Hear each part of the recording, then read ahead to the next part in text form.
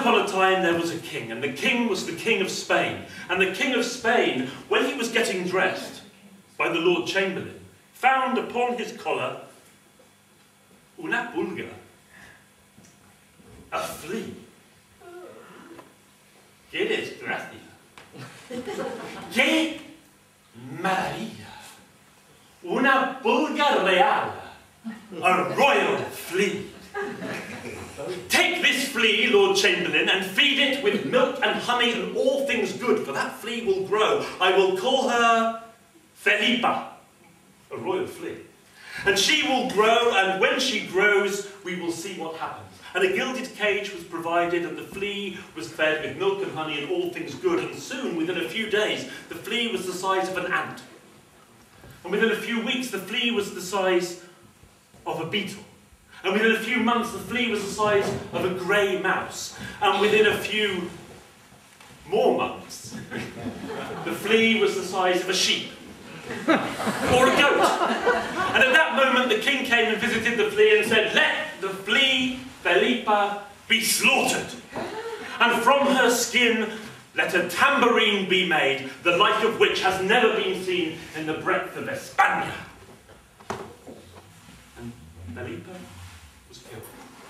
And the skin was stripped, and the skin was tanned and stretched and beaten and shaved and cleaned and brushed, and from that skin was made the most wonderful tambourine, with brass clappers. And the King of Spain gave it to his daughter, la Infanta Isabel, who we called Belita. Belita?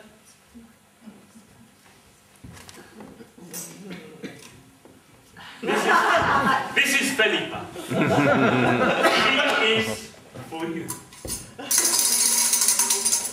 I have an idea. ¡Qué idea más maravillosa! Whoever can tell us the riddle what skin that tambourine is made from, he shall be your husband. Well, the first prince arrived from a distant land, but he arrived pretty quickly. And he said, "I will marry La Infanta Isabel." "Oh, very well," said the king, "if you can solve my riddle." And the riddle goes like this. Felipa, Felipa, they dance well together.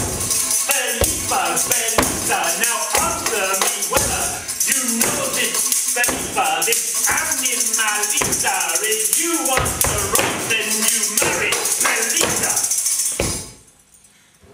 Well,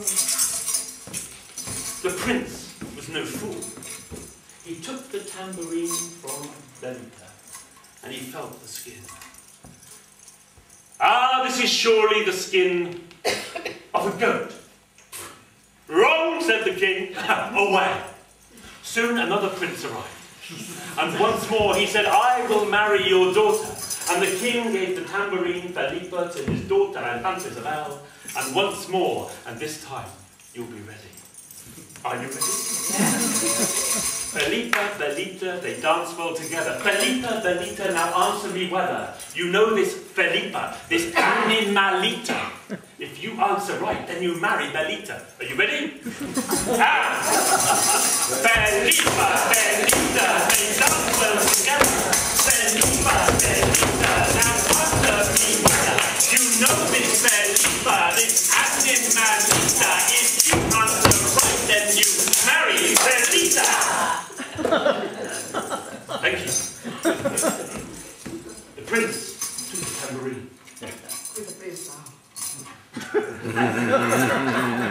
Qué guapo fue.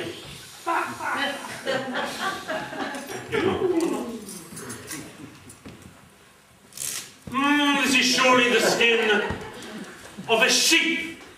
Oh. Wrong, said the king. Away with you, away. Well, the next prince came, and the prince tried, and he guessed goat. The next prince, sheep. Prince, goat. Prince, sheep. Prince, Goat. Prince. Sheep. And another prince. Goat. And another prince. Sheep. And another goat. Sheep. And another sheep. You know what it's like. And it carried on like this. And now the king was annoyed. Enough. Enough. The next who guesses wrong, he will lose his head. The flood of princes ceased then. But far off, in the plains of Castilla-La Mancha, there was a young shepherd boy, and his name was Pedro. Pedro was not educated, but Pedro heard the news about La Infanta Isabel. And he went to his mother and he said, Madre mía, yo voy a ir al capital para casarme con La Infanta Isabel.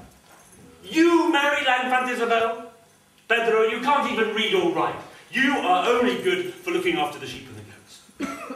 Who's going to look after them if you go? My brother, Manolito, will look after them.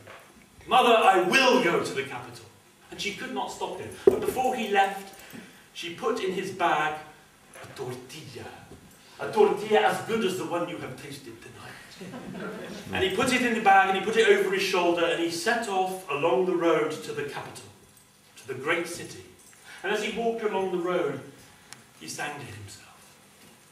He walked along the road and he walked and he was walking. Iba andando, iba andando, iba andando. And then on the road he met a small black ant, Señor Hormiga. ¿A dónde va? Voy a casarme con la Infanta Isabel. Do you marry the princess? Take me with you. I will see the king's palace. But I have a tortilla in my bag. If you go in with my tortilla, you'll make it dirty. I'll dust off my feet, said the ant. I will not touch the tortilla. So he picked up Señor Hormiga and put him in his bag, and on he went along the way towards the capital. Iba andando, iba andando, iba andando. And there on the path ahead of him was a black beetle. ¿A dónde va? Yo voy a capital para casarme con la Infanta Isabel.